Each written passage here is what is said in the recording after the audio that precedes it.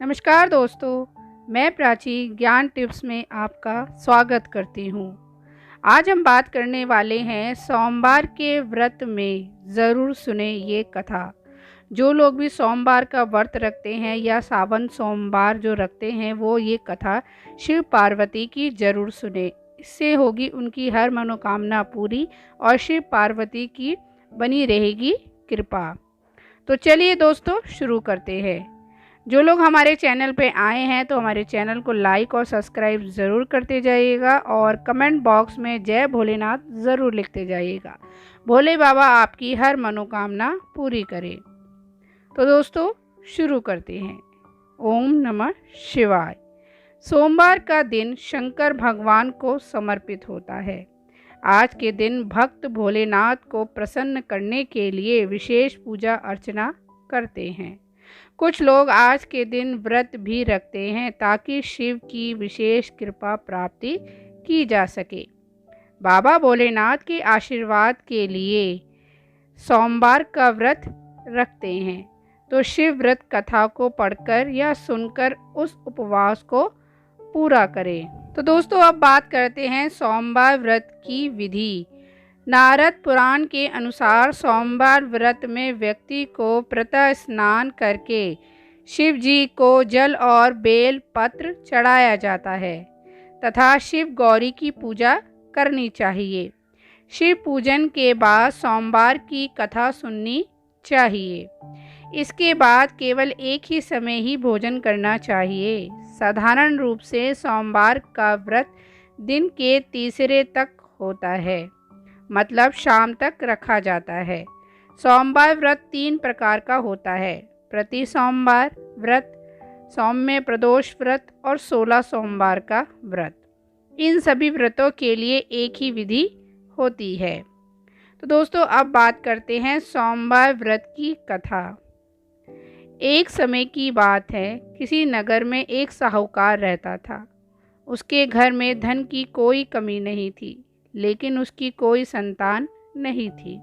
इस कारण वह बहुत दुखी था। पुत्र प्राप्ति के लिए वह प्रत्येक सोमवार व्रत रखता था और पूरी श्रद्धा के साथ शिव मंदिर जाकर भगवान शिव और पार्वती की पूजा करता था। उसकी भक्ति देखकर एक दिन माँ पार्वती प्रसन्न हो गई और भगवान शिव से उस साहूकार की मनोकामना पूर्ण करने का आग्रह किया। पार्वती जी की इच्छा सुनकर भगवान शिव ने कहा कि हे पार्वती, इस संसार में हर प्राणी को उसके कर्मों का फल मिलता है और जिसके भाग्य में जो हो उसे भोगना ही पड़ता है। लेकिन पार्वती जी ने साहूकार की भक्ति को मान रखने के लिए उसकी मनोकामना पूर्ण करने की इच्छा जताई। माता पार्वती के आग्रह पर शिवजी ने साहूकार को पुत्र प्राप्ति का वरदान तो दे दिया, लेकिन साथ ही यह भी कहा कि उसके बालक की आयु केवल 12 वर्ष होगी। माता पार्वती और भगवान शिव की बातचीत को साहूकार सुन रहा था। उसे ना तो इस बात की खुशी थी और ना ही दुख। वह पहले ही भक्ति शिव की पूजा करता रहा। कुछ समय के बाद साहूकार के घर एक पुत्र का जन्म हुआ। जब वह बालक 11 वर्ष का हुआ तो उसे पढ़ने के लिए काशी भेज दिया गया।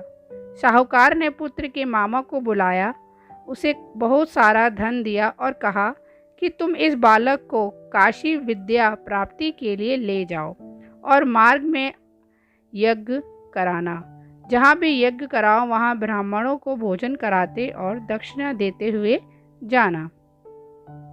दोनों मामा भांजे इसी तरह यज्ञ कराते और ब्राह्मणों को दान दक्षिणा देते काशी की ओर चल पड़े। रात में एक नगर पड़ा जहाँ नगर के राजा की कन्या का विवाह था, लेकिन उस राजकुमार से उसका विवाह होने वाला था। वह एक आंख से काना था। राजकुमार के पिता अपने पुत्र के काना होने की बात को छुपाने के लिए एक चाल सोची। साहूकार के पुत्र को देखकर उसके मन में एक विचार आया।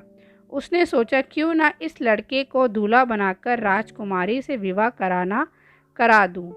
विवाह के बाद इसको धन देकर विदा कर दूंगा और राजकुमारी को अपने नगर ले आऊंगा। लड़के को दूल्हे के वस्त्र पहनाकर राजकुमारी से विवाह करा दिया गया। लेकिन साहूकार का पुत्र ईमानदार था। उसे यह बात न्यायसंगत नहीं लगी। उसने अवसर पाकर राजकुमारी की चुन्नी के पल्ले पर लिखा कि तुम्हारा विवाह तो मेरे साथ हुआ है, लेकिन जिस राजकुमार के संग तुम्हें भेजा गया है वह आँख से काना है, तो मैं काशी पढ़ने जा रहा हूँ। जब राजकुमारी ने चुन्नी पर लिखी बातें पढ़ी तो उसने अपने माता पिता को यह बात बताई। राजा ने अपनी पुत्री को विदा नहीं किया, जिसके बारात वापस चली गई। दूसरी ओर साहूकार का लड़का और उसका मामा काशी पहुँचे और वहां जाकर उन्होंने यज्ञ किया। जिस दिन लड़के की आयु 12 साल की हुई उसी दिन यज्ञ रखा गया। लड़के ने अपने मामा से कहा कि मेरी तबीयत कुछ ठीक नहीं है। मामा ने कहा कि तुम अंदर जाके सो जाओ। शिवजी के वरदान अनुसार कुछ देर में उस बालक के प्राण निकल गए। मृत भांजे को देख उसके मामा ने विलाप शुरू किया। संयोगवश उसी समय शिवजी और पार्वती उधर से जा रहे थे। पार्वती ने भगवान से कहा, स्वामी मुझे इसके रोने के स्वर सहन नहीं हो रहे हैं, आप इस व्यक्ति को कष्ट को अवश्य दूर करें। जब शिवजी मृतक बालक के समीप गए तो वह बोले कि यह उसी साहूकार का पुत्र है जिसे मैंने 12 वर्ष की आयु का वरदान दिया था। अब इसकी आयु पूरी हो चुकी है। लेकिन मृत भाव से विभोर माता पार्वती ने कहा कि हे महादेव, आप इस बालक को और आयु देने की कृपा करें, अन्यथा इसके वियोग में इसके माता पिता भी तड़प तड़प कर मर जाएंगे। माता पार्वती के आग्रह पर भगवान शिव ने लड़के को जीवित होने का वरदान दिया। शिवजी की कृपा से वह लड़का जीवित हो गया। शिक्षा समाप्त करके लड़का मामा के साथ अपने नगर की ओर चल दिया। दोनों चलते हुए उसी नगर में पहुँचे जहाँ उसका विवाह हुआ था। उस नगर में भी उसे यज्ञ का आयोजन किया। उस लड़के के ससुर ने उसे पहचान लिया और महल में ले जाकर उसकी खातिरदारी की और अपनी पुत्री को विदा किया। इधर साहूकार और उसकी पत्नी भूखे प्यासे रहकर बेटे की प्रतीक्षा कर रहे थे। उन्होंने प्रण कर रखा था कि यदि उन्हें अपने बेटे की मृत्यु का समाचार मिला तो वह भी प्राण त्याग देंगे, परंतु अपने बेटे के जीवित होने का समाचार पाकर वह बेहद प्रसन्न हुए। उसी रात भगवान शिव ने व्यापारी के स्वप्न में आकर कहा, हे श्रेणी, मैंने तेरे सोमवार के व्रत करने और व्रत कथा सुनने से प्रसन्न होकर तेरे पुत्र को लंबी आयु प्रदान की है। इसी प्रकार जो कोई सोमवार व्रत करता है और कथा सुनकर और पढ़ता है उसके सभी दुख दूर होते हैं और समस्त मनोकामना पूर्ण होती है। तो दोस्तों, आज हमने आपको बताया कि सोमवार के व्रत की कथा का कितना महत्व है और अगर आप सोमवार के व्रत रखते हैं तो आपको कथा ज़रूर सुननी चाहिए। उम्मीद है आपको ये हमारी वीडियो पसंद आई होगी। अगर वीडियो पसंद आई तो हमारे चैनल को लाइक और सब्सक्राइब ज़रूर करते जाइएगा। ऐसी ही वीडियो हम आपके लिए हमेशा लाते रहेंगे। तो चलिए दोस्तों, अब आपसे मिलेंगे एक नई वीडियो में। तब तक के लिए जय श्री कृष्णा, राधे राधे।